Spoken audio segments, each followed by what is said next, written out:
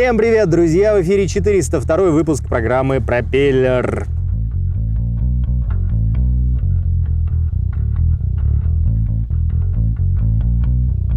Во-первых, мы тут на песке сидим, чему Марина Никонова была крайне недовольна. На самом деле немножко экстремально. Мы, по-моему, первый раз снимаемся не на твердой поверхности.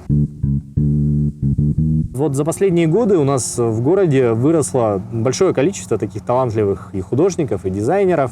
И хотелось бы, чтобы наши жители больше узнавали о них. И, собственно, этому и посвящен наш сюжет. Я когда смотрю на людей, которые очень хорошо рисуют, для меня это вообще непонятно. Рисовать это очень здорово, потому что, лично для меня это такое медитативное занятие, когда ты можешь преобразовывать свои какие-то мысли в художественные образы. Такая своеобразная форма медитации. Да, есть даже такая психологическая статья, в которой написано в разных жизненных ситуациях, что стоит тебе рисовать. Допустим, когда ты раздражен, ты должен рисовать линии.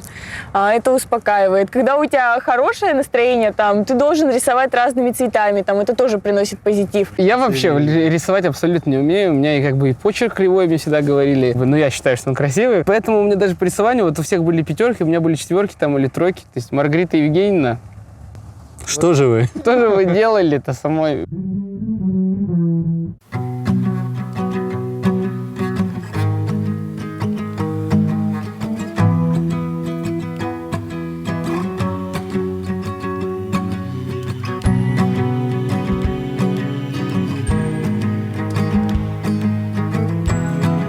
В детстве еще со школы, ходил в кружок рисования с 5 класса. И до сих пор рисую, нравится рисовать. После 9 класса, то есть поступил в художественное училище Якутское по специальности дизайнер, поэтому дизайн интересует, графический, реклама интересует.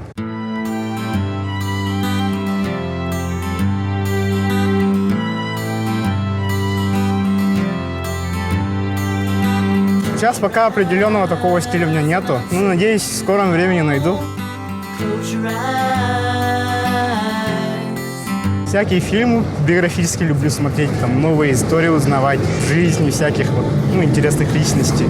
Для меня это как-то очень интересно, и люди необычные, они меня вдохновляют на творчество.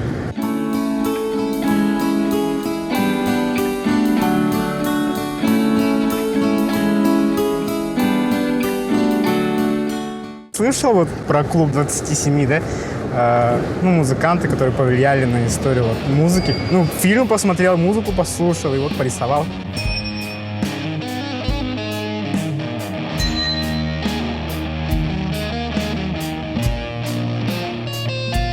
Я всякую разную музыку слушаю. Джимми Хендрикс, наверное, и Дженнис Джоплин. Блюз нравится.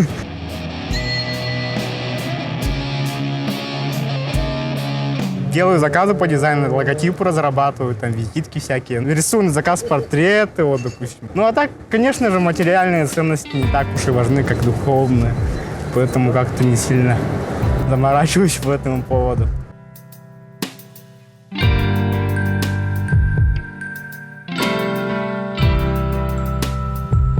В творчестве вообще хочу довести себя до такого состояния, что, допустим, начеркну что-то, и что это было красиво, не знаю. Надо много работать, рисовать, развивать себя.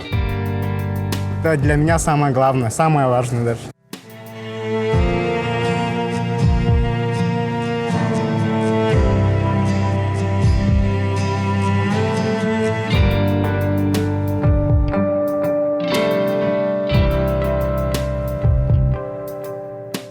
Следующий сюжет посвящен теме образования. Сейчас я не скажу, что все, но очень много же школьников, которые, у них спрашиваешь, куда они хотят идти, а они не могут понять, кем они хотят быть, и кем они, на кого они хотят учиться, потому что, для 17 лет, естественно, ты хочешь только одного. Чего ты хотел? Ты хочешь не учиться, я точно хотел. Мне кажется, очень многим ребятам помогают определиться родители. Просто там, знаешь, какой разговор происходит на кухне, типа, Леха, слушай, не Леха, а как мужа называют? Серега. Серега, так, сейчас бурильщикам платят по 100 тысяч за месяц-то. И пускай он это самое у нас идет, на бурильщика-то учится. Это если ничего не умеет, то самое. Ну да. И мамка там, конечно. Ну что ты его торопишь? Мне кажется, что на выбор профессии очень много влияет средства массовой информации. Потому что давайте вспомним советское время. То есть Гагарин прилетел с космоса, он был на каждом канале по телевидению, в каждой газете он был, в портрет в каждой школе его висел. И не зря. И все мальчики хотели стать космонавтами. И я тоже. И сейчас не хотят все быть космонавтами. Я хочу. Но ты сейчас уже не маленький. Спасибо, что напомнил. Я учусь в Восточно-Сибирском институте экономики и менеджмента на 3-м курсе. Специальность права и организации социального обеспечения.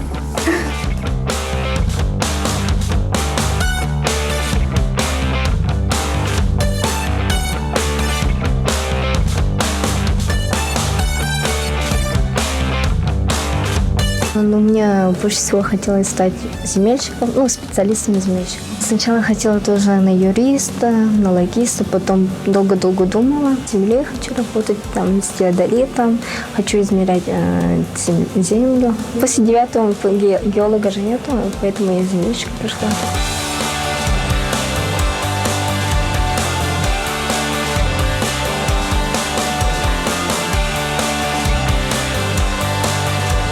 Преподавательский состав у нас достаточно молодой, у всех энтузиазм, все горят идеями. Есть несколько аспирантов, которые находятся на финишной прямой. Сейчас мы расширяем наше сотрудничество как в учебном плане с другими вузами, по обмену преподавателей, по обмену студентами, так и в научном плане.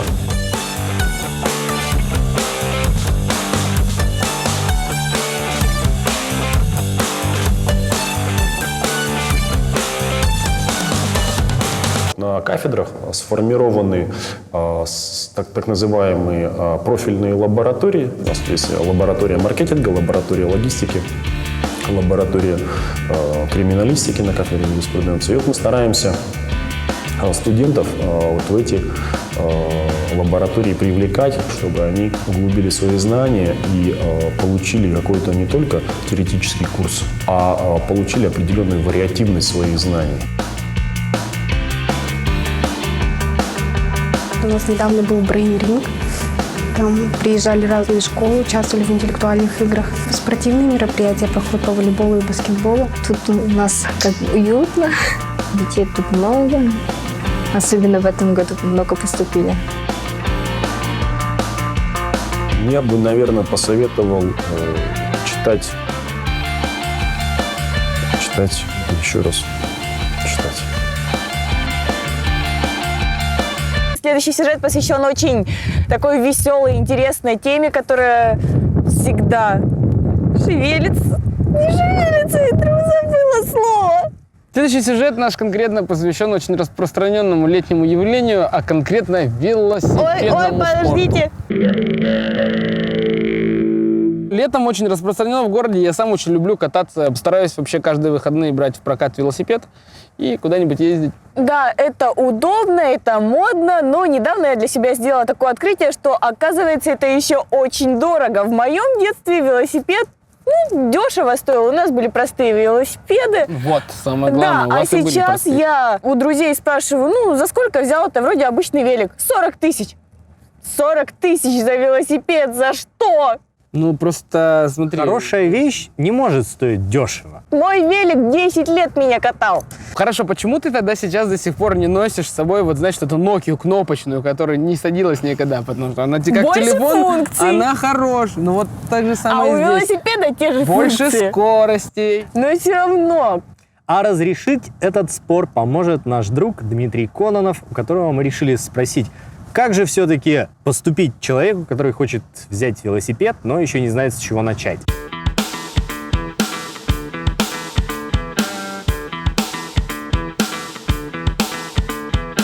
Для меня лично велосипед — это не просто какой-то снаряд, это мой друг. Он много уже со мной прошел, я и в Крыму на нем катался, и здесь. Он меня выручал много раз, прощал ошибки. Вначале нужно определиться с целью вообще, для чего тебе нужен велосипед. Если просто ездить до магазина за Кока-Колой или где-нибудь по выходным кататься в парке, да, там, привозить на машине, то, конечно, подойдет велосипед там и за 10 тысяч. Если же вы хотите изредка выбираться на природу, ну, ездить по делам, там, иногда в походы съездить, то здесь подходит велосипед для кросс-кантри, обычный горный велосипед. Стоит как минимум 20-25. То есть раньше можно было купить за 15, сейчас эта цифра даже до 30 доходит. Я думаю, меньше 20 нет смысла смотреть даже.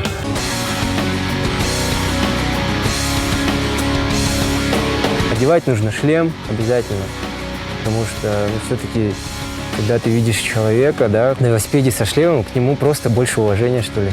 Потому что вот человек следит за своей безопасностью, а значит, за безопасностью других.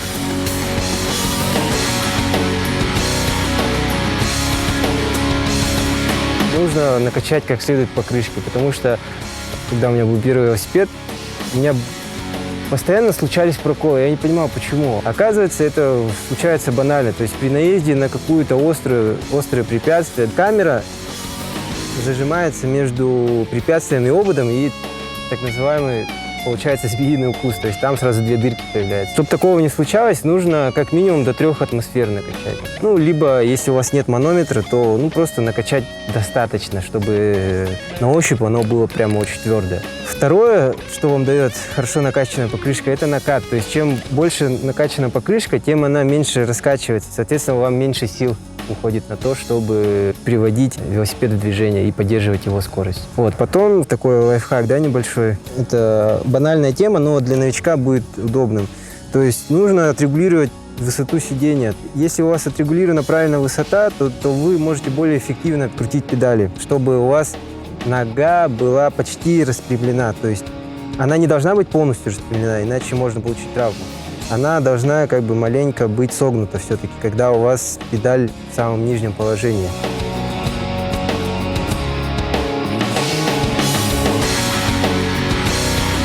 Когда у тебя есть велосипед, ты понимаешь, а я ведь могу просто взять его и просто уехать туда глаза глядь. Не нужен бензин, ничего не нужно. Просто садишься в седло и крутишь педали. Это все, что нужно для счастья.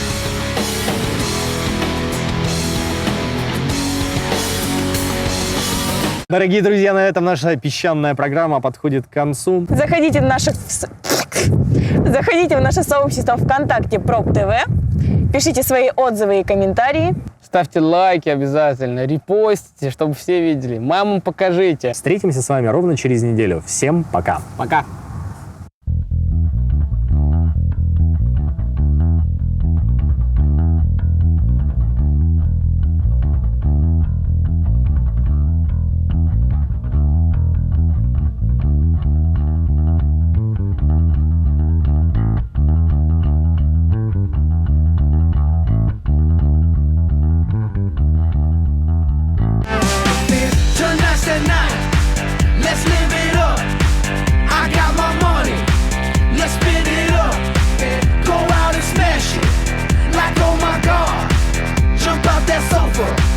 Let's kick it.